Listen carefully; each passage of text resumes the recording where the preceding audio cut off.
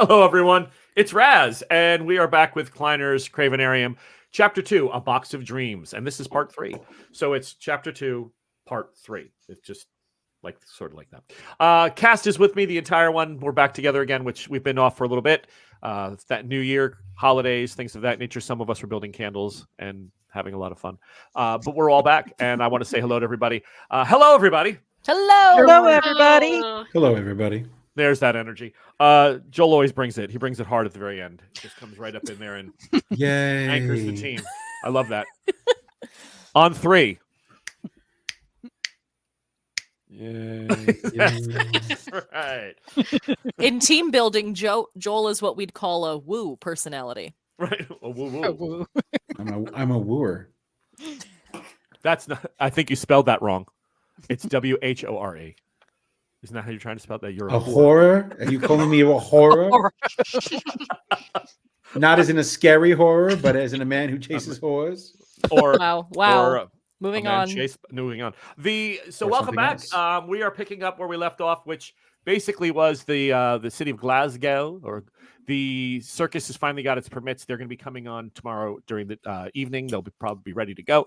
We've discovered that there's been at least three deaths recently in the last several weeks, dealing with these odd circumstances of up-and-coming or new money people having an adjacent family member die in strange and mysterious ways. And team, you're back at the camp. Back at camp, the Toughs have put up the tents and stuff. That's all going up. You can't actually open performance for another night yet, so you have another night of getting ready and doing a little bit of any other investigation or looking into that you want. But when we left off, it was already getting late in the day, and everyone had kind of regathered back. We are in, I think, late April, early May. End of May. End of May. Thank you. And we are in the end of May, so the weather's getting a little bit better. So instead of just that cold, really hard rain, it's just hard rain. We'll go from there. But today we actually have a little bit of a clearing sky at night, so that's kind of good. All right, so back together again, like I said, at the encampment. We can pick up anywhere you want. Go in. There's obviously nighttime things you can be doing or looking into, however you want to handle it. Getting those tickets out to the special VIPs. But I'll leave it over to you. What are you thinking, and where do you want to go? There were a few folks that seemed to be associated with the victims, and one of them was Jenny Wainwright, currently an opera singer. Yep. And I think we had some notion that she was going to have an opening night soon, or she had a performance coming up that maybe we were going to con our way in, try to get in, maybe offer some tickets for. Mm-hmm. That's where my notes stop. But yep. I think we should definitely go there. All right. Is that a whole team situation? Are there other people that want to do? The cemetery angle, you had, there was things going on up there. You knew that there's grave robbing. If somebody wanted to keep an eye out on that section, if somebody wanted to peruse town in other ways or start hitting the bars and, middle line bars and pubs, things where a little bit more wealthy people would be hanging out, that might be an option.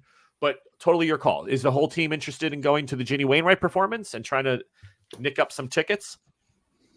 If we do, we need to clean a few of these folks up. You mean all of them, but you and Mercy? No. Yeah. I don't know what you're talking about. Mercy's all right. I mean, they have a certain look, but the others in the team might be a little dog hair the dog. I'll spend my night in the graveyard. Fitting. Are you petting your snake before you go? No euphemism. I will do that in the graveyard. That's twisted. Okay. So we'll deal with that in a moment. Low energy, but bent. Oh. Cyrus will explain that in a few moments when we turn on the rated R section of the show. We'll just go to just music. That's okay. So Cyrus is heading off to the cemetery to Fir Park, where the funerary situation, the funerary mass was held right at the church and over at Fir Park. Anybody going with Cyrus, or is everybody still? There's that. Did you see it? The thumb. I got the thumb up. God, what is causing? Okay. All right. If any of you know how this is happening, and you can explain it to me clearly, and I can reproduce it, I will get you a T-shirt. Because this is driving me crazy. It's like Nothing. Boxing. I don't know what the symbol. My last T-shirt said Jerry's Kids. I don't trust you anymore. It was something left over from a telethon. Well, I had it for a while. It didn't fit me anymore. Guaranteed one fresh shirt from our box of extras. Oh, Jerry's Kids. Nice joke. Anybody going with Cyrus? I will go with Cyrus. Adelaide and Yes. Cyrus. She just may need some eyebrows drawn on. I'm sure I've got some makeup laying around the Of circus. So Yeah. Should have Mercy do it for you. yeah. The blind Say girl that. right across the side of her, just like this. Oh no. I can feel where an eyebrow should be. Uh-huh. I'll just like palm her face and be like, all right. The two cheekbones. There you go. Oh. She'll look like Mommy Dearest, two gigantic arches on the front of her head. No hangers. No wire hangers. I'm ready for my centerfold, Mr. Boone. My close-up. Oh All my right. god. So the others, Mercy, Yesenia, and Steinar are heading over to the performance. Is that the idea? Yes. We'll keep Yeah. the group sort of Yeah. connected? I want to take in a bit of culture, get away from these rabble. Okay. Absolutely. Yeah. Rebel. Rabble. Why don't we start off then? Everyone gets kind of cleaned up. You're able to find costume pieces and things that dress up Yesenia from Russian peasant to Scottish peasant-ish. Ish. Like, oh, right. Different color. Gray. Like, not regular burlap brown, but we're going with a hot It's gray. It's an elegant color. It's brown with mud on it. gray. Mhm. So you're able to get, but with enough help from some of the other acts and things, you're able to put together at least an ensemble that won't, you by being in line to go see the opera, no one's going to give you that kind of a look like, really? Mercy, you have other clothing that you've collected through the years where you can dress it up. Something that's, she looks great, but is about 20 years out of fashion. What? Yeah. Okay. But looks great. Looks great. 20 years out of fashion. I get it. 100%. All righty. The performance is going to start at European timetables for those listeners who are from Europe or anything else. You guys do shit late. I really don't understand. Like, it's like dinner doesn't start till 7. The first show's at 8:30 or 9 o'clock. Like, that's the early show. Like, what? Americans are up by then, like 4 in the morning. But Yeah. that's okay. It's a different way of life. So the show goes off. Her first series or the opera itself is kicking off around 9. She'll probably be coming on the first 10 or 15 minutes, and you can watch her performance. So as long as you get in line, let's do a roll just to see. I don't think. Are you trying to get your way in for free, Steinar, or are you going to just pay for tickets? What were you thinking of doing that? I could pay for them. I'm not broke, but yeah, I think tickets is the best way to go. At least, Okay. Yeah. Support, right? All right, so you're not trying to. We have something for her. Can we go and see her before the performance, or you're not No. trying to move your way one way or the other? Okay. Yeah, and I'm going to need some backup here. I keep pushing myself in these circumstances where I'm supposed to be the one talking. I don't talk much. Right. I mean, I Just letting talk. You know, I talk. I'm not good. Me no good at talking. It's just Oh. not my skill. So. Right.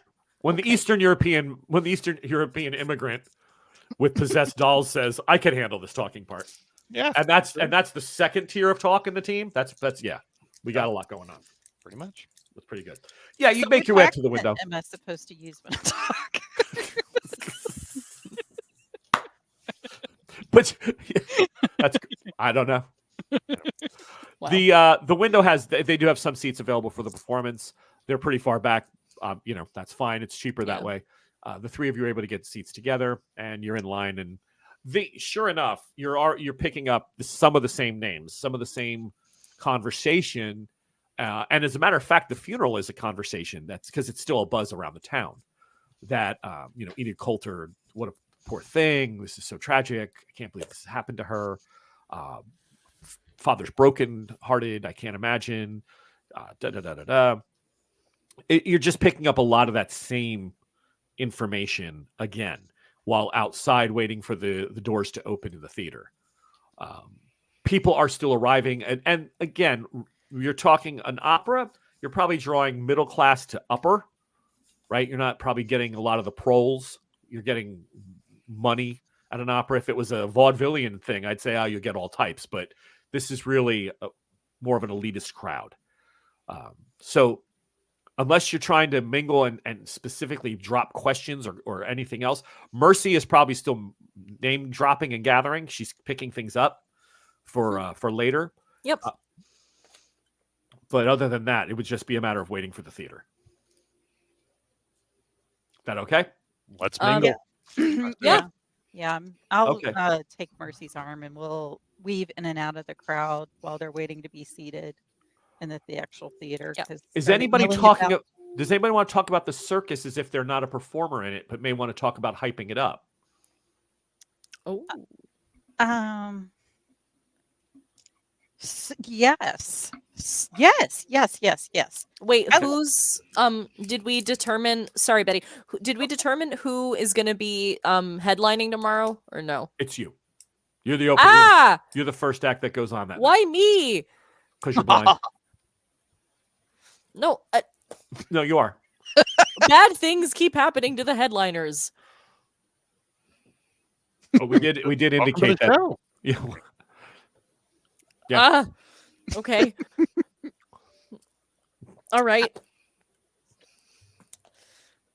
So if we're going to talk up the circus, I don't think I should be standing next to Mercy Yeah. Okay. while I'm talking it up because she's doing her information. Yeah, gathering. especially I need to be like nondescript for that. So I'm okay to wander off by myself if you and Steinar want to be my hype men. I'm going to go and absorb information. All right. Yeah, Cool. absolutely. Yeah. I've got a couple flyers. I'll have some tickets, some a little bit of gratis. Just one ticket for a couple or something, and so the others have to pay. Right, things like that. So Yeah. I'm not even, you may not even want to do it that way. It may be like, oh, did you, that's up to you, but did you hear? Did you see there's a circus? Oh, A circus. Well, yes, it came through the sound. They're Yep. whatever, however you want to do it, you can do that. Right. Mhm. It's just a matter of pumping Mhm. up the name and getting people kind of excited Yeah. about it. Because this group will gossip. Like Mhm. every tier of society gossips. And But- it's just that with the nature of my act, I unfortunately Right. can't be the person drawing attention to the circus because Right now, I no. I need to remember everything I'm hearing so I can bamboozle people later. Right. I'll rub Vicini's head. Oh, we'll go to the circus. Don't you worry. And where do you wipe your hand afterwards? I'm just wondering. On Is my it- back. On my back. Real discreetly. Hey, I took a bath today. I took a bath this week.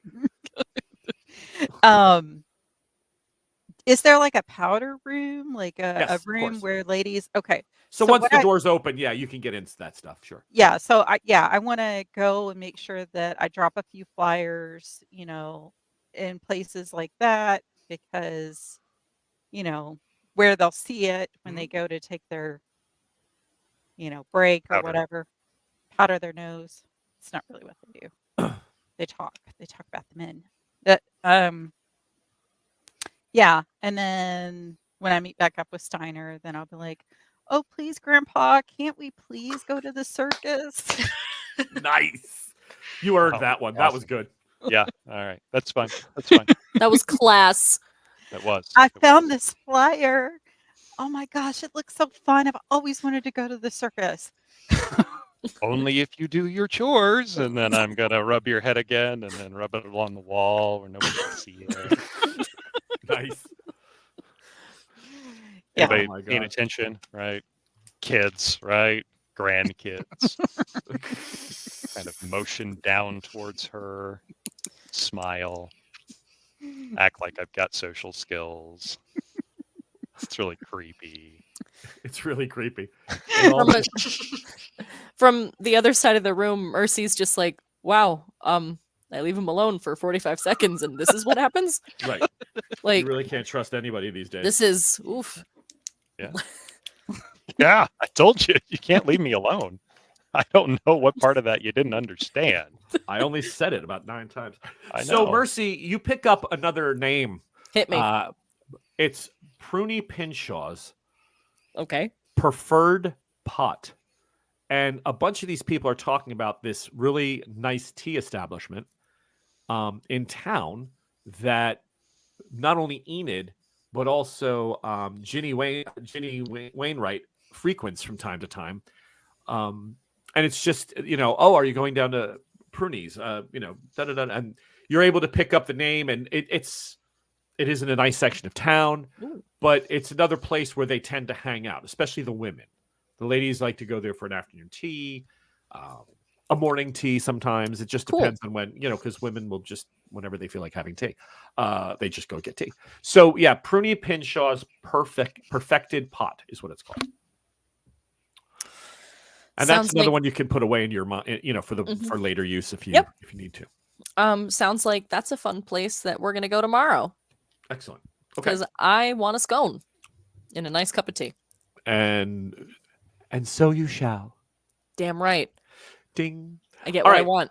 Cyrus, Adelaide, over to you for a few minutes. You make your way out. Cyrus, how are you guys getting up there? Are you just getting a carriage to take you close to the cathedral or get up towards Fir Park? What's your general idea of how you want to get over there? You're muted.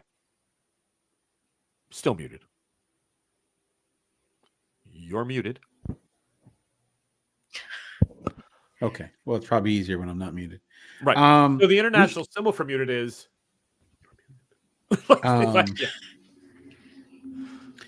So, we can take a carriage and go up. That's fine. And just have the carriage drop us off maybe at the last house before the cemetery. Yeah. So like I said, it occupies a big hill, but on the street adjacent, you can make your way, get your way over. Are you heading for the main gate? Are you looking to just jump over? What's your plan there? Are you just going to keep an eye out make sure that the graves aren't touched? Yeah, no, my plan is to get there, I guess, before it gets dark enough that they lock everything up, if they even lock everything up. They do. So we want to get in before then and then just enter right through the main gate as if we're grievers. Okay. Visiting. I mean, that's all right. That way, if somebody sees you and say, I do not recall what happened. We were grieving and time passed and we were unable to get out of the cemetery. I mean, it gives us options. All right. And what are you bringing with you? Are you just dressed for an evening's jaunt? Are you bundling up real warm? I mean, May in Scotland and Glasgow can still get, I'm sure, a little bit cooler at night. I'm wearing my my standard clothes and probably a I was going to say a buffalo robe. That would be hilariously funny. No, probably like a warm coat over top of, sort of over top of the shoulders. Okay. Because he generally wears a morning coat. And then I will pick up some flowers, not too many, but just enough to be plausible. That we can bring with us to place on a grave that we can then sit on in case somebody should ask questions. All right. And Adelaide, what about you? Just standard attire? You bundling up a little bit more? Yeah, she's going to be bundling up with like a blanket, scarf around her shoulders. Enough to hide whatever she wants to bring with her, like her knives, just in case. Yeah, she'll be looking pretty regular with her kind of dark clothing. Okay. And Cyrus, you said you are bringing the snake. We're going to deal with some of that now. Yeah. I always have Daisy in my pocket all the time. She's always in my pocket in a mason jar. No wonder you're very popular. Well, they don't know she's in there, right? Because I don't bring her out. A mason jar? I don't generally bring her out publicly. In a pocket? Well, yeah, but you're talking about a time where men people wore a lot of layers of clothes and things like that. So you wouldn't be quite as fitted in as, he is wearing a vest and a jacket and a shirt and, and it's like it's in a pocket sort of. Oh, in the jacket. Yes. I thought you meant like his front trouser pant pocket. No, yeah, I just put it right in where the zipper is. No. Well, I don't know what pocket you were. That's why I'm like. Would you like to see my snake? It's not dirty. See? It has nothing to do with that. All right. Well, so it's in a jacket pocket. Yeah, no, it's on his sheet that he keeps it with him at all times. Okay. Because if he doesn't, he essentially will shed in his entire skin before the night is out. He will just continue to get worse until he basically leaves an entire human shed somewhere. Yeah.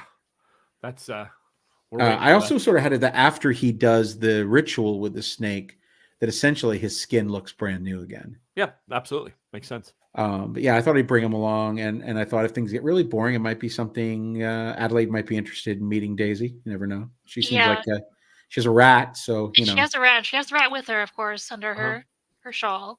Excellent. Yeah, so she's going to be very interested. They both have cute little pets. I'm sure the snake is so cute in its little jar.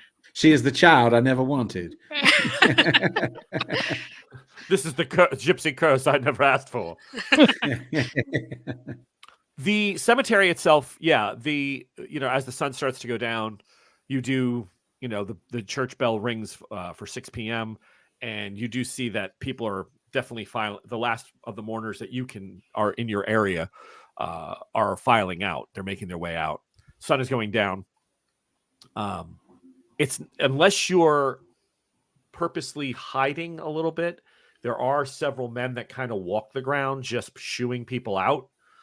Because again, we'll find a mausoleum. We'll find a mausoleum. You find a place to kind of that you can secret yourselves away for a little bit. Correct. Yeah. So by 6, I'm sorry. I want to find one that's like of a woman's name, or it could be a family name, so that I could say that I'm looking for my aunt or whatever name that you choose. Okay, a good Scottish name, Pascal. There you go. Dunbrue. Mick Pascal. So you do find that particular type of mausoleum, something taller that you can kind of keep yourself behind. That's not an issue. By 6:30 though, as far as you can tell, the cemetery has gone quiet. Like there's nobody. Right. I mean, it was quiet all along, but now you're sensing there's very little activity in the cemetery as far as people, right? However, by about 7:30, you're able to make your way towards the grave of Enid Coulter, right? Stay close, keeping an eye on it. And you do hear the sound of a dog off in the distance. And you spy a dot of light coming from on the other side of the cemetery and you hear, and you hear very soft mumbling, and you see the light go and pass by this row and keep going. But it's 150 yards away, 200 yards away. The dog. So he's one of those protectors that wanders the cemetery. Yeah. So he's actually he's the guard that is here overnight. Like he's one of the guys. Now the success rate of these men is not very high usually. Somehow these people get in and out and do a lot of damage. But he's here. There is someone that has been paid for by from the church for Fir Park to try to protect its inhabitants. Are you just staying here? Or are you looking around at the other graves are fairly close by, so you can keep sort of a bird's eye view on all of them if you found the good position, which I'm sure you have. Yeah, right. So right now, initially, I'm looking for a place where we can sort of hide or be unobtrusive, and then sort of wait them out, because we know that even these people that walk the graveyards, they're going to do it. It's human nature. They're going to have like a routine that they go through. So they're going to do a walkthrough. Then hours will pass where they just sit somewhere and eat, or most likely drink. And then depending on how that drink goes, then they'll walk again, and then probably not do it again until right before dawn. Okay. So that's my idea, is that once we feel things are calm, maybe go out and sit more openly on a tombstone. I brought some snacks and I brought Daisy, and we can have a chat and wait for grave rappers. Adelaide, is it your intention to use the rat's name is Oscar, right? Yes. Oscar, is Oscar going out anywhere looking at things, or is he kind of staying near you, staying nearby? What was your plan with him and you? How are you? Because if Cyrus is sitting on a grave not far from the place, he may be spotted by someone trying to come in. Mm-hmm. Again, you can hide only so well. I mean, eventually, if you're sitting on a tombstone, you're visible. If you're laying behind one, that's different. So it sounds like Cyrus is kind of preparing himself for a long night of just staying vigil, as opposed to really trying to catch someone. Yeah, I think Oscar would be good to run around and try to spy anyone coming. Okay. It could be the guard, or it could be strangers. All right. So he can do that for us. All right, Cyrus, is that just so I understand? You're doing a vigil, because that's what it sounds like if you're out in the open, right? Pretty much, yeah. Pretty much, he's just gonna spend it, and I mean, you can learn a lot in a cemetery late at night just sitting still. Your ears and your sense of smell and everything becomes extremely heightened because they're just dead quiet. Yeah. So anything that would be coming up, you'd be that much easier to hear. So essentially that's what he's doing. He's going to go about his business of the things that he normally does, with the idea that he really didn't want to go to the opera. That's not his thing. So he would hang out and see if he can find something here. If there's something, maybe it's not even a grave robber. Maybe it's someone that comes to visit her at night, or maybe, God forbid, her ghost rises. Okay. All right. So back to the opera. Steinar, Yesenia, and Mercy, you're all in the performance. And it's sure enough, it starts, and it's, I don't know, we'll pick something lighthearted. La Boheme. That's cute. That's cute. Thanks. Right. Just a good old fashioned Scottish opera. Something like The Ring. Right. Stuff. And as it's going on, you finally see Ginny Wainwright come out, and she is a stunning example of vivacious womanhood, like of that. I'm not going to say she's Mae West, because Mae West was a little bit older, but with that attitude and style, sort of like that Middler thing. But she's a confident, self-assured, strong, very curvy, very sexy redhead. The people just love her and adore her. She exudes that for both men and women, that love to be her, love to be with her kind of thing, love to be around her. But Mercy, there's no doubt, the minute she steps on stage, she's Vaesen touched. She's clear as day. Yeah. Like, you're going, well, that's a piece of news. Like, that's different. She's alive. She's living. There's nothing like, there's not saying she's Vaesen, but she's been around it, near it, something, it's on her. Vaesen is around her. And for you, that's a big thing. Because again, most people look shadowy to you. And only Vaesen things appear very clearly to you from your sight. So real quick, just as a point, just as a quick question, really to Mercy, and hopefully we would understand this when she shares this. But is that also a function of how long they've been around them, or how recently they've been around them? Absolutely. So the more color and pop that the thing has, the more recent it's been in touch with Vaesen. Got it. So Mercy, on a scale of 1 to 10, she's running an 8.5. Okay. Yeah, I know there's a special hell for people that talk in the theater. Thank you, Firefly. Absolutely. Thank you. But I do special hell. But I do kind of, motion to my companions, and all I say is, wow, Ginny is truly beautiful and vibrant. A lot of color. So I want to use the skills of observation to, everybody's focused on the show. And as performers ourselves, we are more attuned to where things would be right out of line of sight. So that's what I'm going to try to focus on, is not on her, not on center stage, but where we would expect the behind the scenes or people standing right off to the center of stage. Understood.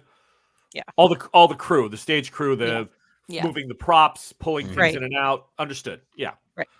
All right. So you can go ahead and make a roll for that. Cool. And that's going to be observation, which is empathy. So that's going to be 7. Good God. Perfect. So again, for those watching at home, Vaesen is a D6 system. You're trying to get 6s; they do not add. So you can't do a 2 and a 4. So I rolled 2 6s on my free league dice. Yeah, free league. There free you go. league. That's a shout out to Doug Shute. Doug, if you're watching this, and if you're not, why aren't you? Because we need to remind you that this is, yes, we're good. But thank you, Doug. Love free league. You know that all the time. So you pick up a couple of things here and there, like you're seeing the guy up and doing the lights. You're very attuned to the orchestra, the pit orchestra, and the conductor. Big swings from the baton and everything, and the music's building. You're seeing all the things that most of the time, like you say, the theater tends to mask away because it doesn't want to break the illusion on stage. But that is happening. Like you can see all that, and nothing seems to be at this point out of place. Okay. Nothing looks to be dangerous or treacherous, or it's her. There's something about her. Okay. Interesting. What's the vibe of? I'm looking around the room. Anybody else in Technicolor? Not as potent as her. You do see several other people around the theater that have, and they're varying shades of less, Right. almost gray to colorish. Mm-hmm. Maybe you can pick up the really bright red, boutonniere or something like that. But her, no, she is absolutely been within hours. So this kind of like just affirms the theory that's already cooking about a Vaesen infiltrating like posh society Glasgow and like people that know each other. Right. Yeah. Now, again, I'm not saying she's not Vaesen. She's human, but she could have a gift. She could be wearing an item that maybe makes her more popular. Those kind of things could all be happening. Yeah. I'm not saying, and again, I'm throwing that out there as a what if, not that it is, but you're getting that vibe from her. Like she's, something's definitely a miss. Her voice, the people in the room. Yeah. Is her voice special in any way beyond being like incredibly talented? Talented? Yeah, very talented. Is she the greatest opera singer you've ever heard? No. Okay. Is she good? Yes. She's a gifted young woman. She's definitely has talent, but stack that with all of her other attributes. Yeah. Okay. She's all right. She's a good singer. She's good for Glasgow. Would she blow them away in London? She'd be considered decent, not great. I follow you. It'll be interesting. I want to linger post-performance and see if we can identify the people that I see as also being Vaesen connected or touched. So you can almost do that because the two that are the ones that you're really picking up a vibe from are the painter Millicent Shaw. Okay. And the other one is Rupert Cox is here again tonight. The arts. The artist. He comes pretty often. The two artists are here. And Rupert is glowing more than Shaw. Okay. All right. Back over to the cemetery. About 11 o'clock. You're going to be... The dog has now... The guy is making his next round, to your point. Cyrus, it was... and Adelaide, it was something that, over time, he'll make rounds periodically. And at this time, it appears he's on your southern side of the cemetery where she was buried, like up on the hill to the south side. Right. You're going to be forced to kind of have to move. And if you don't want to be seen. That's fine. All right. Shuffle to the other side. Okay. And this all happens because Oscar comes back, Adelaide, and says, kind of gives you the dog coming. Remember, he's... Yeah. I think they've got experience with him telling her when people are coming. Absolutely. She's used to a lot of hiding, so... Yep. Yeah. Okay. You pick, he climbs up onto you the whole bit. You move. And as you move, go ahead and make observation rolls for me. Okay.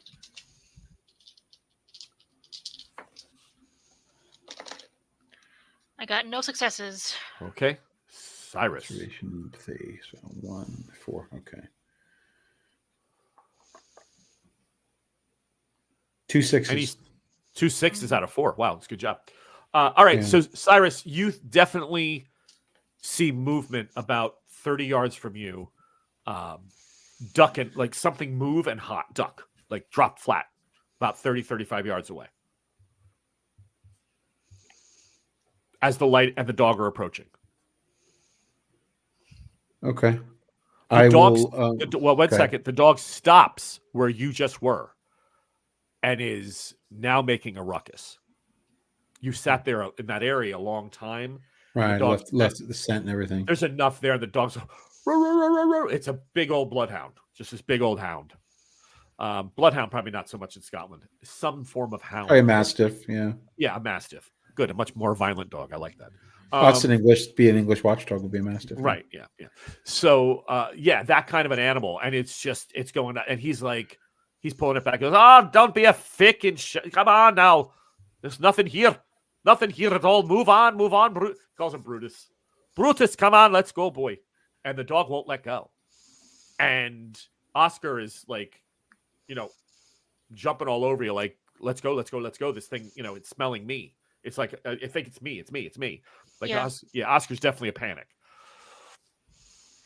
Are you going to try to move, or do you want to stay patient? I probably have a lot of objects on me, like little kind of heavy balls that I use to swallow in my routine. Okay. Could I throw that and try to distract the dog with the noise?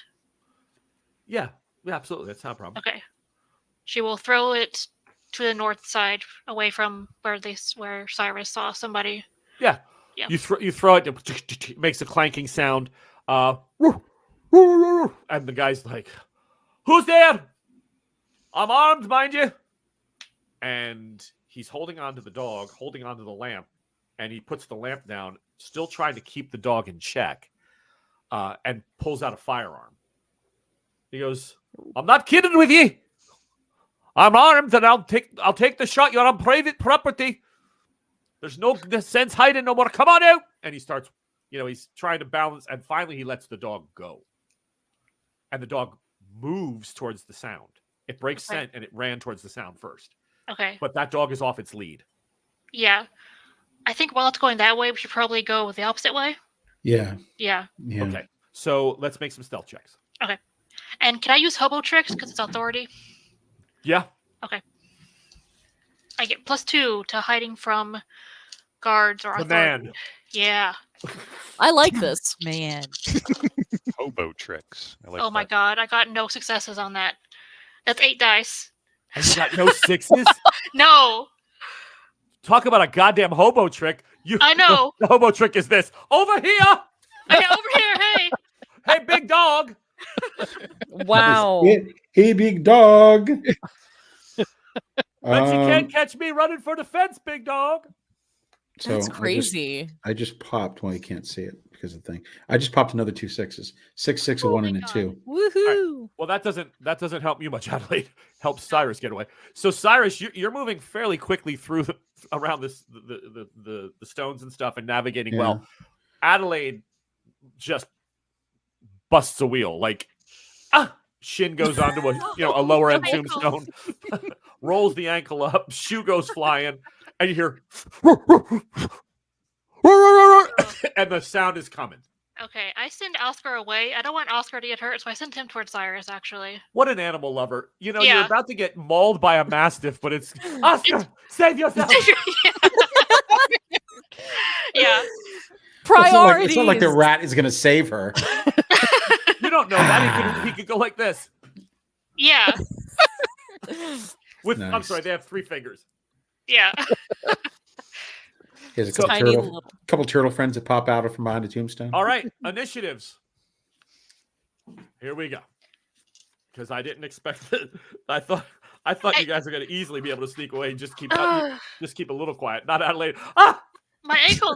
No, it's these new dice, man. I'm learning them out. I'm figuring them out. All right, so for Adelaide, I pulled a 2. Okay. And for Cyrus, I pulled a 8. And for the Mastiff Brutus, A 1. 1. Of course. It makes Not sense. of course. I'm doing it. No. I mean, it makes sense. It's a dog. It moves faster. It wasn't a snap on you. Somebody's a little edgy tonight, or Hold on a minute. Let me did not eat your post toasties. back off. All right. Brutus is Don't hurt our new friend. not afraid to bite. But the bad part is the old man is coming back like, "Wait up, Brutus. Where are you going, you tough bastard?"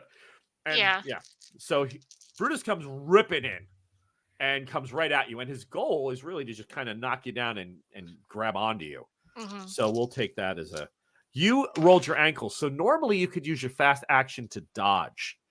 What I will allow... What would your dodge normally be? Your close combat? You mean for the dice roll? Yeah. Well, how many dice would you get? So it'd be close combat is physical That's and close it's combat. only 3 dice. Okay, so I'm gonna How close am I to her? within 10 feet, 15 feet. Yeah, well, I'm not going to abandon her because his strengths are being physical. Yeah, yeah, and you can go. And he has the saber on him too, so Yeah, and the whip. Understood. But right now the dog is in. The dog comes in first, right? Sure. So I'll give you 1 die because you're down on the ground, like you're in a prone position, but I'll let you kind of roll or push.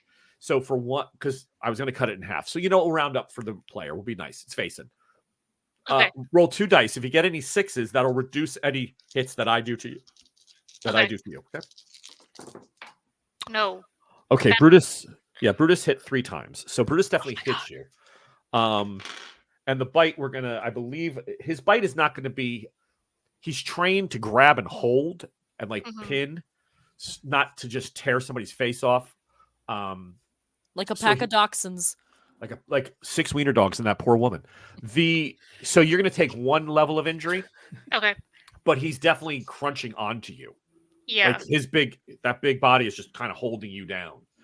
And he smudges off one of your eyebrows. I don't want to make my eyebrow. Right. I don't want to make that a. All right. No. So now you can attempt to kind of get off of him or get him off of you, or do something to hurt him with one of the knives. I mean, it's your action. You can try to do that if you'd like. I don't know. I don't think she wants to hurt the dog. I think at this point she's screaming to at least let the guard know it's a woman. Oh, okay. So maybe the guard can pull the dog off. Yeah, he will in a moment. Yeah. So she's doing that, and she's trying to pry the dog away, wherever he's hanging onto, like her. All right, her leg or close something. combat for me. Okay. Which is your 3 dice. That is 2 6s this time. All right, so you're able to right yourself out of his grip. Like you pry your arm free, and that's the damage you took, right? And he kind of has some of your clothing.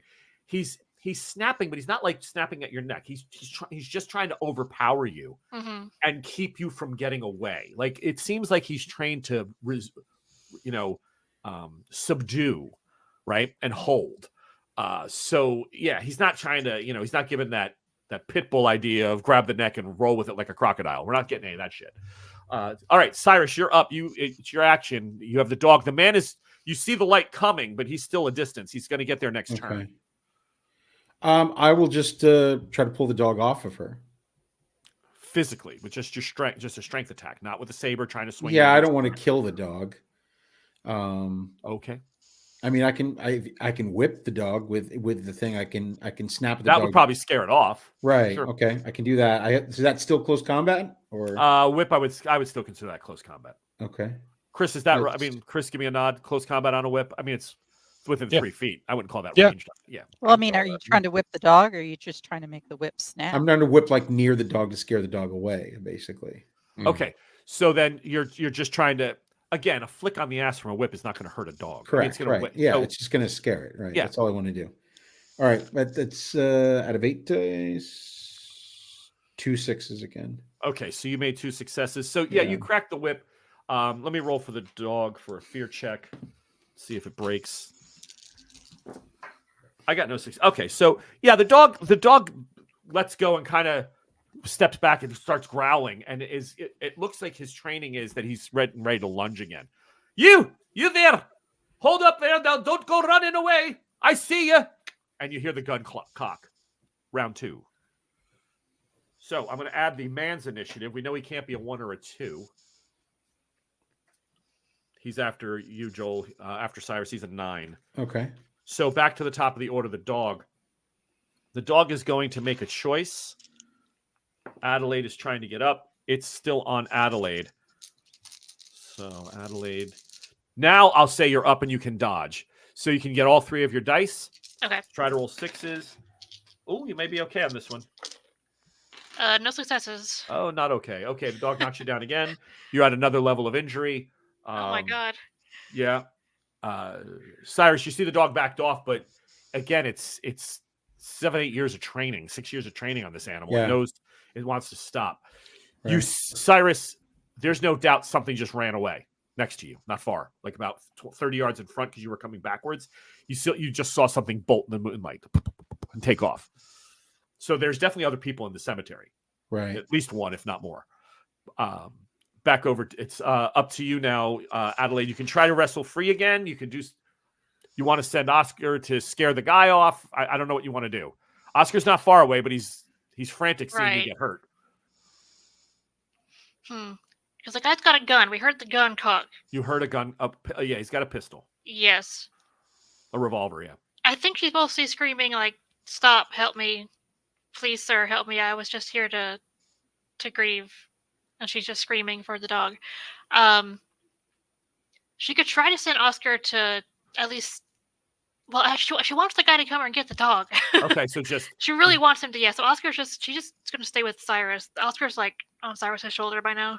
All right. So the general idea is you're just trying to not get bit anymore. You're holding. Yeah, them she's off. curled up under her shawl. She's got to kind of put her arms under it. Okay. So she can't get her arms. Yeah. All right, Cyrus, you can take an action before he gets here with the leash. And the gun. He's the action he's going to take is to pull her behind him so that he is between the dog and her, and to yell out to the man. All right. Sir, call off your dog. He has harmed my daughter. We have not come here as foes. This is unbelievable, sir. I am. She is injured. You hear a shot go off into the sky. I mean, it's the dog stands perfectly still. You hold there. Don't you two run, or I'll sick him on you again. I have no intentions of running, sir. I am a gentleman. He's like, that shot will let one of the constables know. They'll be coming up soon. You sit down, both of you. Both of you right there. I help. I look at her wounds. Bruised, couple of cuts, scrapes, but definitely not. She's scared. Shaken, but not. Nothing that's going to be like septic or be. She just has to wrap her arm up a little bit. I comfort her, to me, probably more than I would do if we were not in mixed company, because I'm portraying her as my daughter. Right. So there, my child. It shall be all right, my dear Adelaide. The dog will not harm you. This man will see to it. What was done wrong shall be made right again. You will see. Do you have a bandage, sir? A bandage. Sit, or I swear to God, I'll open fire. I'm in my right. So we sit down on a tombstone. Yeah, we sit. Then you just wait there. No one's going to be moving now. You're going to go with the authorities and you'll sort this out, because I'm sick and tired of all these poor people who have been laying here for eternity and trying to go to their maker be robbed by the likes of you two. Well, I think you might be off your water there, sir. Off your stance. Perhaps maybe a little bit of the alcohol. There's been no alcohol on my breath. I am no such thing, as you can tell from my accent. I am not a local. I have not come to reside in your cemetery. I have come to find a family member, my daughter and I, a long-off member. At past 11 at night? We came late. The thieves. We came late and we got stuck and the gates were closed. The girl was scared, and so I huddled her by one of the tombstones. Scoundrel, you may say, but a gentleman I am, sir, and I will not take much more of this abuse. Resurrection is all the two of you. You're in cahoots. Where's the rest of your pack? There must be more of you foul kind lingering about. I can't even understand you, sir. What language are you speaking? Is it not the Queen's English? I almost set up the Queen. No, at this point it would be It'd be the Queen, right? It'd be Queen. It'd be Queen Victoria. Yeah. He just keeps rambling, and now that you've insulted him, he's not speaking common anymore. Now he's speaking full Glaswegian, so I can't even do that. To further the insult, I pull out a sandwich. Are you trying to convince him to let you go? Because the gunshot will draw someone. I understand, but there's not really running off is not going to work. No. So manipulation you can try to talk your way out of it. Yeah, I think Adelaide also by this point is bawling. She's crying. Crying's always good. So she's hurt, she's scared, and she's just, inconsolable. Okay. I mean, I could, but I don't have. I think what is it? Sympathy. I have 5 dice in manipulation. Yeah, I've got 6. She could definitely try to at least get the sympathy. Pick one of his and then make the roll. Yeah, we'll see what happens. How many dice do you have, Brenna? I got 6. I will give it to Brenna. Plus, she's more sympathetic. She's a small girl. She's injured. Yeah. Right. Yes, I got 2. All right. He's beginning to believe that maybe you're not as nefarious as he originally thought. 2 successes is pretty good. He's willing to introduce you when the police come as unfortunates that got caught here, but he wants you questioned. He wants his name cleared. Sure. He feels that's important at this point. I am willing to go, sir. I was in your hall today speaking to your mayor. My name is Cyrus Boone. I run a carnival. We have come to town. A carnival, you see. Yes, and with any hope it shall open tomorrow. But I believe the mayor can speak to what I am telling you. I am not a bum or a vagrant. You're a carny, for the love of fucking Christ. That's even worse. I mean, you're kind of, that doesn't speak well usually in most communities. Like, carny isn't like a badge of honor. So, but in the meantime, the dog, as you're having this conversation, and his suspicion climbs and drops, and kind of climbs and drops a little bit by certain words you're using, and Adelaide is crying, and that always, he looks back to her, and then he kind of calms down again. I offer dog, some of the sandwich to the dog. the dog stops like dead, and isn't growling, isn't doing anything, and he never put the leash on. He's been holding the lantern, holding the gun, and you've heard the whistle of a bobby coming closer, like they whistle as they're running to get more help. You hear the whistle coming up towards the cemetery. The dog walks about 10 or 15 feet, and he's still talking. He's listening to Adelaide. The two of you see this, though, and the dog kind of just looks, and there's this just pitch black out there. A little bit of light from the moon, but it's really dark among the cemetery and the headstones. And then you hear